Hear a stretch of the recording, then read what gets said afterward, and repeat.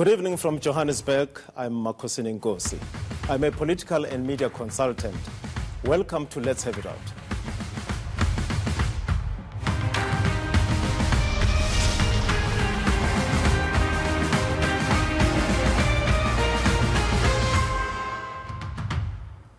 ENCA gives a variety of different newsmakers the chance to host this program, unfiltered, accountable, and accessible.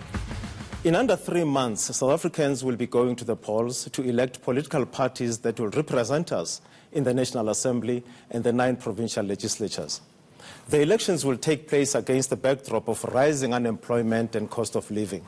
Youth unemployment alone is estimated at a staggering 53.3%. That is over half of the country's young people who should be working, languishing at home, some with degrees. Many research surveys suggest that South Africans put jobs and economic growth amongst the highest priorities for the coming elections. Rampant corruption and associated impunity have also featured highly among voters' primary concerns.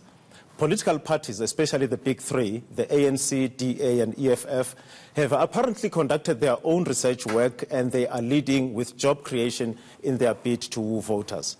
As ordinary citizens weigh the various parties vying for their votes, they rely on the media to interrogate the parties' manifestos and to critically compare one party's manifesto against the other. Voters expect the media to provide them with insights and analysis that help them cast their ballots more wisely. Obviously, the South African media is not a monolithic bunch with the same approach to politics.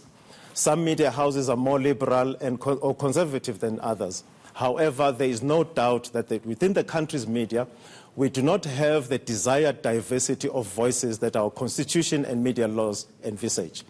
Many communities, especially black people who reside in rural areas, townships, and informal settlements, feel that their voices are not adequately heard by those in positions of power and authority.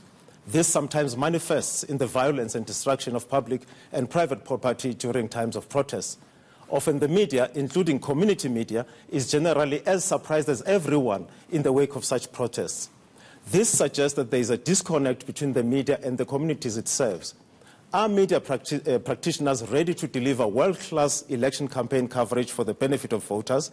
Is the media well prepared to foster debates between various parties and their leaders?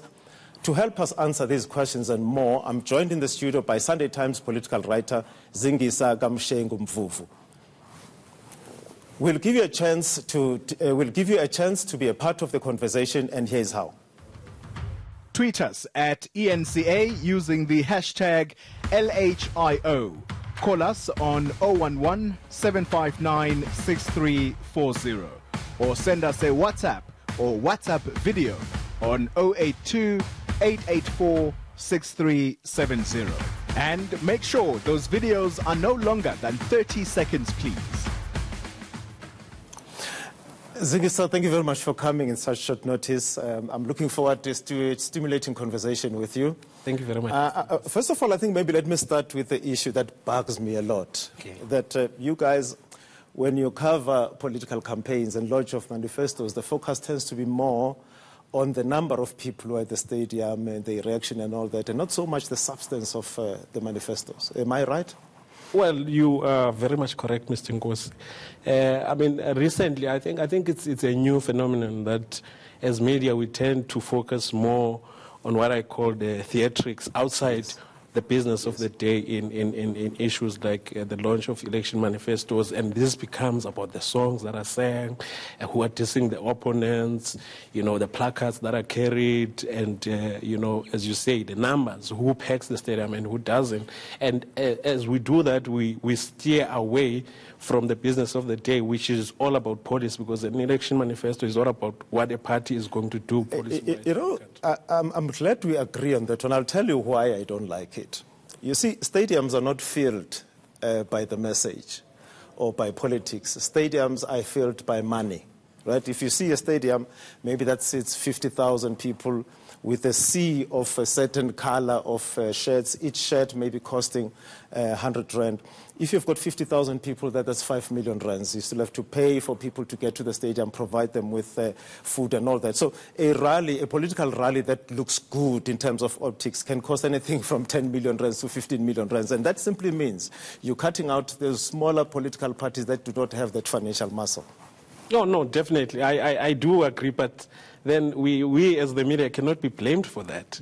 I mean, we just follow what is topical at that particular time, and it is politicians who came with this new phenomenon of being obsessed with numbers about who's bigger than who filled the stadium. But I'm saying, as the media, you have a responsibility to reboot, to actually rein them back in. Because, as I'm saying, if a political party to stage a rally is going to need 10 million rands, I mean, that's like an annual budget, or even more than an annual budget of a smaller political party. And if you don't fill a stadium or fill a hall or fill something, you're not going to be covered. So your manifesto is not going to be. So in order for you to have a voice, you've got to have a municipality that you run somewhere, steal money from there, so that you can fill a stadium so that the Sunday Times can cover you. Well, unfortunately, that's how it is. It's about who you are these days and what you offer. As you were saying in your intro, there's three main political parties in South Africa, and the focus mainly is on that, because when it comes to real chances of winning elections, those are the parties that we're looking at. But who determines who has the real chance of winning an election? Because in a multi-party democracy, you've got to allow everybody the space to have their say. You cannot say, okay, this one doesn't stand a chance, I'm not going to listen to them. Otherwise, then how do they get elected to be in parliament in the first place? Yeah. No, I mean, absolutely. Everyone has got a chance to win the elections, but the chances in terms of who has more chances, it does differ. I mean, you can't dispute the fact that the ANC has been there. It has proven itself. It's got something to show for what they can do when they're in government. So is the DA, which is in charge in the Eastern Cape, in the Western Cape, sorry. And so is the EFF, which is in coalition in this municipality. But you see, so they've got a way to say, this is what we can do, this is what we have done, therefore vote for us. Those people stand more chances, but others as well ought to be given a chance, but the airtime definitely cannot be the same. Yes, I agree that the airtime cannot be the same, but even when you do, but you did touch on this, that you guys don't interrogate the manifestos that much. But I would want you to even compare the manifestos, be able to say the ANC on the issue of creating jobs, this is what they are going to do, is it viable or not, compared to the DA, compared to the EFF, for example. I mean, I'm saying, why aren't you saying that? I know that you're not representing everybody, you write for the Sunday Times, but if I'm talking to you, it's better than talking to no journalists. Yeah.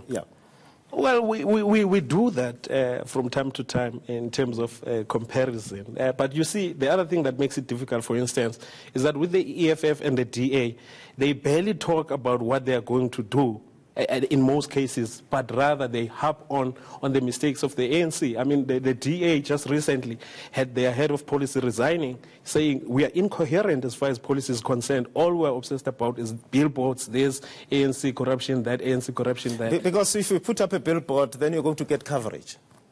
If you launch a manifesto, nobody cares.